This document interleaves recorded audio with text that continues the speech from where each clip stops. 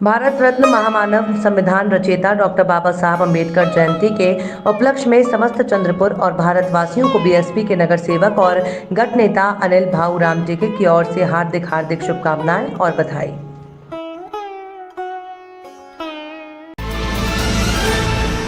आप देख रहे हैं पार्थशर समाचार। सत्य परमो धर्म। महाराष्ट्र के ऊर्जा राज्य मंत्री प्राजक्त तनपुरे बुधवार को चंद्रपुर जिले में पहुंचे। यहां आते ही उन्होंने स्थानीय रेस्ट हाउस में पत्रकारों से बातचीत के दौरान केंद्र और तत्कालीन राज्य सरकार पर निशाना साधते हुए कहा कि राज्य में लोड शेडिंग का मुद्दा चर्चा में आया है, जिससे चंद्रपुर में आते ही उन्होंने बिजली केंद्र में भेंट दी। उन्होंने बताया कि 500 और 210 मेगावाट के सभी यूनिट पूर्ण क्षमता से शुरू हैं। 8 दिनों का कोयला स्टॉक है, लेकिन राज्य के अन्य बिजली केंद्रों की स्थिति गंभीर है। वहां 1-2 दिन ही कोयला बचा है, जिससे ग्रीष्मकालीन के साथ बरसात के दिनों में भी कोयले के अभाव में बिजली संकट निर्माण होने के संकेत हैं। राज्य मंत्री तनपुरे ने कहा कि राज्य को बिजली संकट से छुटकारा देने के लिए अब केंद्र सरकार को मध्यस्थता करने की आवश्यकता है। पर्याप्त और नियमित कोयला आपूर्ति के लिए केंद्र सरकार ही कोल इंडिया पर दबाव बना सकती है। बिजली संकट से निजात पाने के लिए महाविकास आघाड़ी सरकार हर संभव प्रयास कर रही है। इसके लिए मंत्रिमंडल की विशेष बैठक ली गई, जिसमें गुजरात के एक निजी बिजली उद्योग से 630 मेगावाट बिजली खरीदने का निर्णय सरकार ने लिया है। ये पावर परचेस एग्रीमेंट पुराना ही है। उस बिजली उद्योग को दिया गया रेट नामंजूर था, जिससे उद्योग ने बिजली उत्पादन ही कम कर दिया। अब उन्हें रेट बढ़ाकर दिया जा रहा है। इन सब के बावजूद राज्य में बिजली की उपलब्धता और डिमांड के बीच अंतर बरकरार ही रहने वाला है। उसे एक्सचेंज के तहत बांटने का काम किया जा रहा है। राज्यामध्ये कोळशाची मोठी सर्व जे काही थर्मल पॉवर प्लांट्स आहेत त्याच्यामध्ये कोळशाच्या स्टॉकची मोठी टंचाई निर्माण झालेली आहे।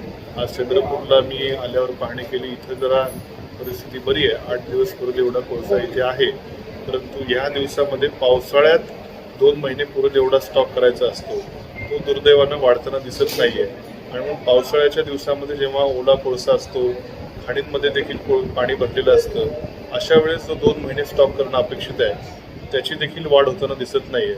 आणि म्हणून ह्या कोळसा टंचाईवर खरं केंद्र शासनाने थोडं लक्ष देऊन जास्तीत जास्त कोळसा राज्याला मिळेल अशी उपाययोजना केल्या पाहिजे। लोड शेडिंगसाठी काय लोड शेडिंग करता देखील खरं दुर्दैवानं अचानकपणे या वर्षीची विजेची मागणी ही अपेक्षित ह्याच्यापेक्षा जास्त मागणी वाढलेली आहे। जवळपास 8-10% जास्त मागच्या वर्षीच्या तुलनेमध्ये मागणी गेलेली आहे।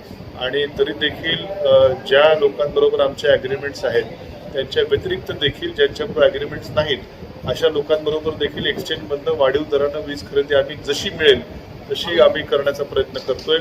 मागच्या आठवड्यामध्ये कॅबिनेटने निर्णय घेतल्यानुसार गुजरातमधल्या कंपनीबरोबर जो आपण कॅबिनेटने निर्णय महावितरणला सांगितलं त्या अनुषंगानं ती 700 मेगावॉट देखील वीज आपण घ्यायला परवा रात्रीपासून सुरुवात केलेली आहे।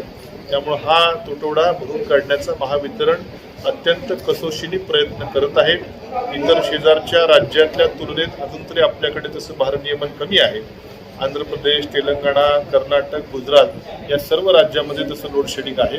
त्या तुलनेमध्ये आपल्या राज्यामध्ये महावितरण अत्यंत कसोशीने प्रयत्न करून लोकांना या संकटापासून कसं वाचवता येईल याचा पुरेपूर प्रयत्न महावितरण कंपनीतर्फे करण्यात येत आहे। माझी आपल्या माध्यमातून लोकांना देखील विनंती आहे की ही कोळशाची टंचाई आणि वाढलेली विजेची मागणी बघता आपण देखील विशेषतः जे पीक पिरियड आहेत म्हणजे संध्याकाळी 6 ते 9 आणि सकाळी 6 ते 9 साधारणपणे त्या दरम्यान विजेचा वापर थोडा काटकसरीने करावा।